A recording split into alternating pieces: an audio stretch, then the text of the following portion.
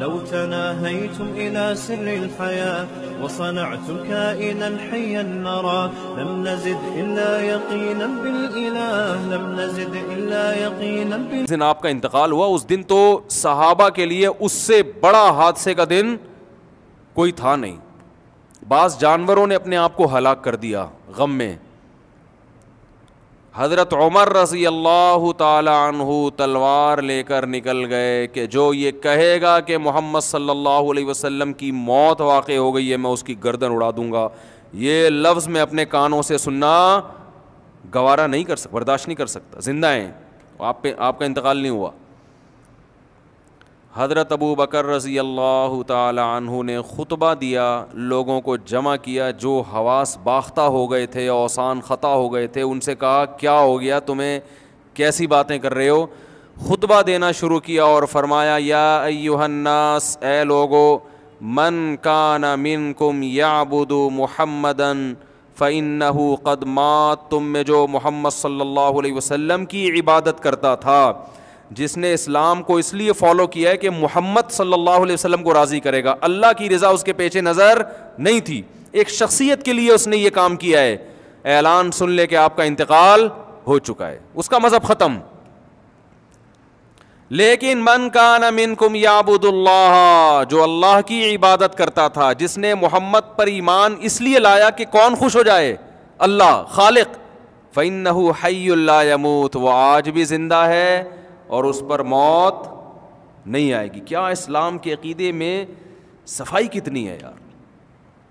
اور یہ اعلان محمد صلی اللہ علیہ وسلم کے سب سے قریبی دوست کر رہے ہیں جن کو عقیدت سب سے زیادہ تھی. جب ان کا کانسیپٹ اتنا کلیئر تھا تو باقیوں کا کیا حال ہوگا. یعنی وہ بتا رہے ہیں کہ ہم جو اسلام کو فالو کر رہے ہیں محمد صلی اللہ علیہ وسلم کی رضا کے لیے نہیں, وہ تو ایک انسان ہے, یہ کس کی رضا کے لیے, خدا نے بنایا ہے, انہوں نے اپنی طرف دعوت نہیں دی ہے, انہوں نے کس کی طرف دعوت دی ہے, خدا کی طرف. تو محمد صلی اللہ علیہ وسلم کے زندہ رہنے سے یا دنیا سے چلے جانے سے اسلام, آپ کے اسلام پہ کوئی فرق نہیں پڑنا چاہیے, وہ تو ایک شخص ہیں. اور پھر قرآن کی آیت پڑھی, وما محمد الا رسول قد خلت من قبلہ الرسل, کہ محمد صلی اللہ علیہ وسلم ایک رسول ہیں, آپ سے پہلے بھی بہت سے پیغمبر گزر چکے. افإن مات او قتل انقلبتم علی اعقابکم, بھلا بتاؤ اگر ان کی موت واقع ہو جائے یا وہ میدان جنگ میں قتل کر دیے جائیں تو کیا تم دین سے واپس ہٹ جاؤ گے. حضرت عمر کہتے ہیں جب میں نے یہ آیت سنی تو مجھے ایسا لگا جیسے یہ آج نازل ہوئی ہے, حالانکہ پہلے بھی پڑھتے تھے مگر اس کا مطلب سمجھ میں آج آیا ہے. بہت مشکل ہے بات سمجھانا. اس زمانے میں دنیا میں سب سے مشکل کام بتاؤں کیا ہے, دوسری شادی کرنا. خیر, تو بات سمجھانا بھی بہت, یہ بات بھی تو سمجھانا بہت مشکل ہے نا کہ دوسری شادی کرو, تو اس کا مطلب اصل شادی کرنا مشکل نہیں, اصل کیا ہے, سمجھانا مشکل ہے کہ اس کی اہمیت. یہ چلتا رہے گا جب تک ہم زندہ ہیں نا, یہ پروگرام چلتا رہے گا, ٹھیک ہے. خیر, تو حضرت عمر رضی اللہ تعالیٰ عنہ فرماتے ہیں مجھے ایسا لگا جیسے یہ آیت میں نے پہلی دفعہ سنی ہو, حالانکہ پڑھتے رہتے تھے مگر یہ تو اسی موقع پہ تو نازل, اسی موقع کے لیے نازل ہوئی. اصل میں یہ آیت نازل ہوئی تھی غزوہ احد کے بعد. غزوہ احد میں یہ افواہ پھیل گئی تھی کہ آپ صلی اللہ علیہ وسلم شہید ہو گئے.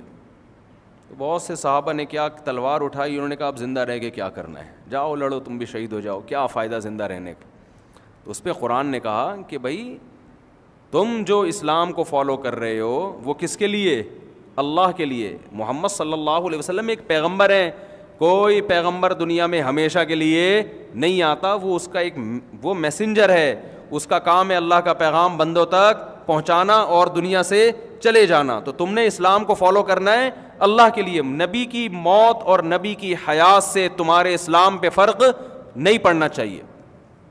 ایک اشکال کا جواب دے کے ہم آگے چلتے ہیں. اشکال یہ ہوتا ہے کہ خود نبی کی رضا, یہ بھی تو اسلام میں ایک پسندیدہ کام ہے نا. حضرت ابو بکر فرما رہے ہیں کہ جو اللہ کے لیے کرتا تھا تو وہ تو زندہ ہے, جو نبی کے لیے کرتا تھا تو گویا اس کو مایوس کر رہے ہیں. بھئی نبی کے خوش کرنے کے لیے اگر اسلام پر عمل کر رہے ہو تو نبی تو چلے گئے, تو گویا یہ ایک طرح سے حوصلہ شکنی ہے نا کہ بھئی تمہاری تو معاذ اللہ بظاہر نیت ہی ٹھیک نہیں تھی. تو سوال یہ پیدا ہوتا ہے کہ نبی صلی اللہ علیہ وسلم کو خوش کرنا یہ تو بذات خود ایک اچھا کام ہے نا, یہ بھی تو ایک شریعت میں مقصود ہے نا, یہ بھی تو اسلام میں ایک پسندیدہ کام ہے. پیغمبر ہیں آپ, کوئی عام شخصیت تھوڑی ہیں. اس کا جواب سمجھیں, اس سے اسلامی عقیدے کا آپ کو اندازہ ہوگا کہ اسلام میں پیغمبر کی حیثیت کیا ہوتی ہے. تو یاد رکھیں آپ صلی اللہ علیہ وسلم کی دو حیثیتیں ہیں. ایک حیثیت آپ کی یہ ہے کہ آپ محمد ابن عبداللہ ہیں, عبداللہ کے بیٹے ہیں, محمد ہیں, عربی ہیں, قریشی ہیں, ہاشمی ہیں. اس حیثیت سے آپ کو خوش کرنا یہ اللہ کی رضا کو خوش کرنے کے مترادف نہیں ہے.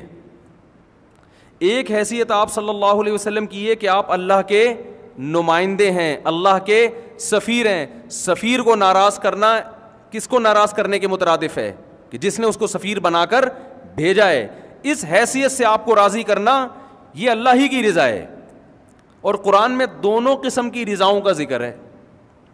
قرآن کہتا ہے یعتذرون الیکم اذا رجعتم الیہم لترضوا عنہم, کہ اے محمد صلی اللہ علیہ وسلم جب آپ غزوہ تبوک سے واپس پہنچیں گے مدینہ تو بہت سے منافقین آئیں گے, گول مول باتیں کریں گے. وہ یہ بتائیں گے ہم جنگ میں اس لیے نہیں گئے تاکہ آپ ان سے خوش ہو جائیں.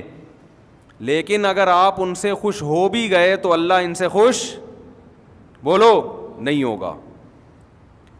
اس کا مطلب پیغمبر کو خوش کرنا بسا اوقات اس سے اللہ خوش نہیں ہو رہا ہوتا, کیونکہ یہاں پیغمبر کو جو خوش کیا جا رہا ہے, منافقین جو خوش کر رہے ہیں, وہ اس حیثیت سے نہیں کر رہے کہ آپ اللہ کے سفیر ہیں, کیونکہ اس میں پہلے اللہ کو دیکھا جاتا کہ اللہ بھی خوش ہو رہا ہے کہ نہیں ہو رہا, بلکہ یہاں اس حیثیت سے خوش کر رہے ہیں کہ آپ جنگ کے کمانڈر ہیں, آپ ایک امیر ہیں, آپ ایک سردار ہیں. تو ہر شخص کی خواہش ہوتی ہے جو میرا ذمہ دار سردار ہے میں اس کو کیا رکھوں, خوش رکھوں, کیونکہ اس سے مجھے مفاد ملیں گے. تو اس لیے مسلمان کو جو حکم ہے کہ آپ صلی اللہ علیہ وسلم سے محبت کرے, اصل جو حکم ہے وہ اس حیثیت سے محبت کرے کہ آپ اللہ کے سفیر ہیں. لہذا یہاں اللہ کی رضا پہلے ہوگی, اس کے بعد کس کی رضا ہوگی؟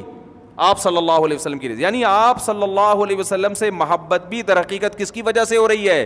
اللہ کی وجہ سے ہو رہی ہے. اللہ سے محبت نبی کی وجہ سے نہیں ہو رہی. نبی سے محبت کس کی وجہ سے ہو رہی ہے؟ اللہ کی وجہ سے ہو رہی ہے. تو اللہ کیا ہے اسلام میں؟ اصل اللہ ہے, کیونکہ ہمیں پیدا کرنے والا وہ ہے. بہت میرا خیال ہے اتنی مشکل بات نہیں ہے.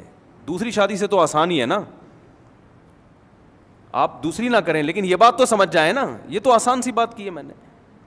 جبکہ ہمارے ہاں بعض لوگ نبی کی حیثیت کو اتنا بڑھا دیتے ہیں کہ ان کی تقریروں سے ایسا لگتا ہے کہ اصل کون ہے؟ اصل نبی ہیں, اللہ معاذ اللہ دوسرے نمبر پر ہے. تو یہ بھی ایک نوعیت کا شرک ہے. ہوا و حرص والا دل بدل دے, میرا غفلت میں ڈوبا دل بدل دے.